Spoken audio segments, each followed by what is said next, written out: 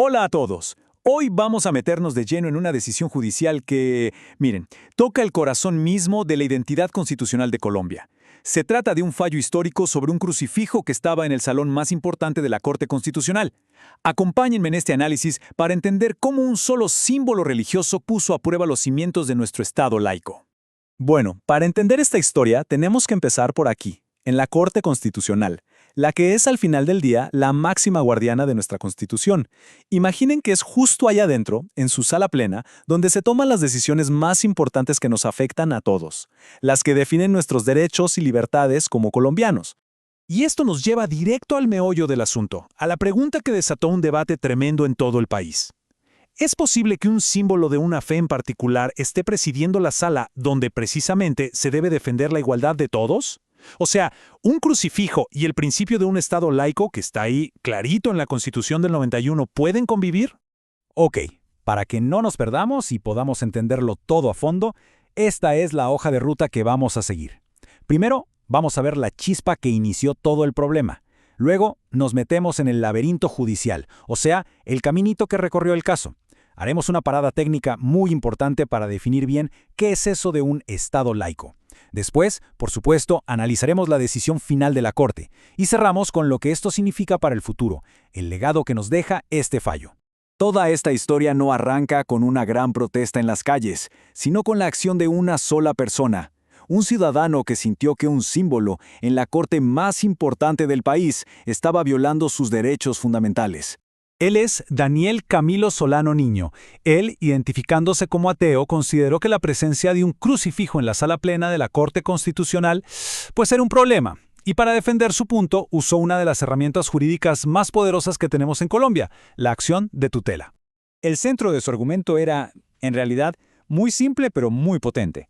Ese crucifijo, como símbolo del catolicismo, mandaba un mensaje de que una religión tenía privilegios sobre las demás.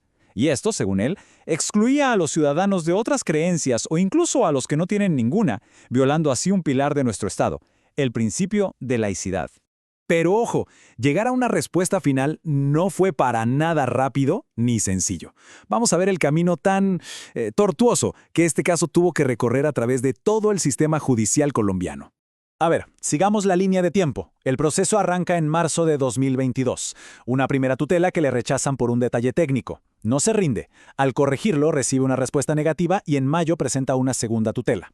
El caso avanza muy lento hasta que, en junio de 2024, pasa algo que nadie se esperaba. La propia Corte, voluntariamente, retira el crucifijo. Pero, y aquí viene lo clave, a pesar de que el objeto del debate ya no estaba ahí, la Corte decidió que el caso tenía que seguir hasta un fallo definitivo en noviembre de 2025. ¿Por qué? Bueno, tranquilos, ya vamos a llegar a eso.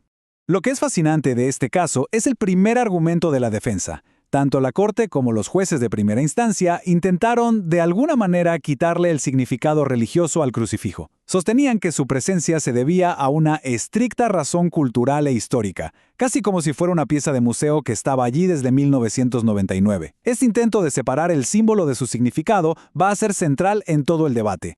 Y para poder comprender la decisión final, es fundamental que hagamos una pausa y entendamos el principio que está en el centro de todo. ¿Qué significa realmente que Colombia sea un Estado laico? Miren, el principio de laicidad es la piedra angular que nos permite convivir en una sociedad tan diversa como la nuestra. Su objetivo no es atacar a la religión, para nada. Es todo lo contrario, busca protegerla, junto con la libertad de conciencia y de culto de cada persona. La laicidad es, en esencia, la promesa de que el Estado va a tratar a todas las creencias y también a las no creencias, exactamente por igual, sin ningún favoritismo.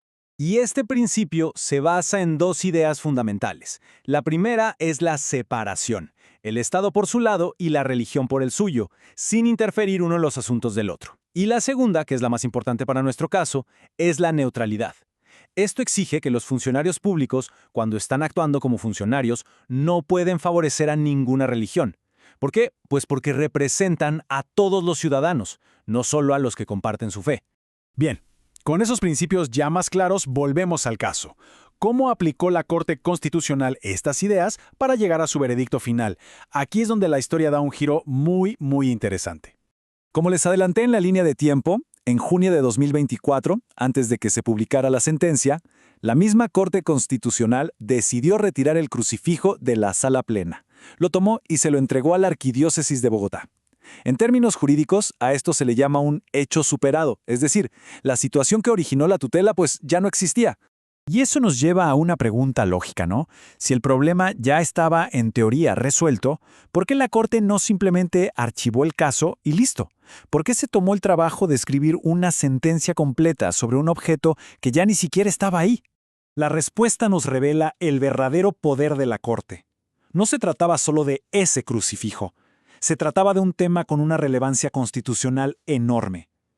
La Corte vio la oportunidad de ir más allá, de sentar un precedente, de establecer unas reglas claras que guíen a todos los funcionarios del país en el futuro, para que esta misma controversia no se repita una y otra vez.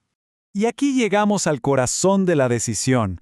La Corte estableció un estándar. Un símbolo religioso podría estar en un espacio público, sí, pero solo si existe una justificación secular, o sea, no religiosa, que sea sólida. Y en este caso, la Corte determinó que ese argumento de que era cultural e histórico simplemente no era una justificación importante, verificable, consistente y suficiente. En otras palabras, no era un argumento lo suficientemente fuerte como para ganarle al principio de neutralidad del Estado. Finalmente, vamos a analizar por qué esta sentencia va mucho más allá del crucifijo que estaba en la Corte. ¿Cuáles son sus implicaciones reales a largo plazo para Colombia? El legado de este fallo es, de verdad, profundo.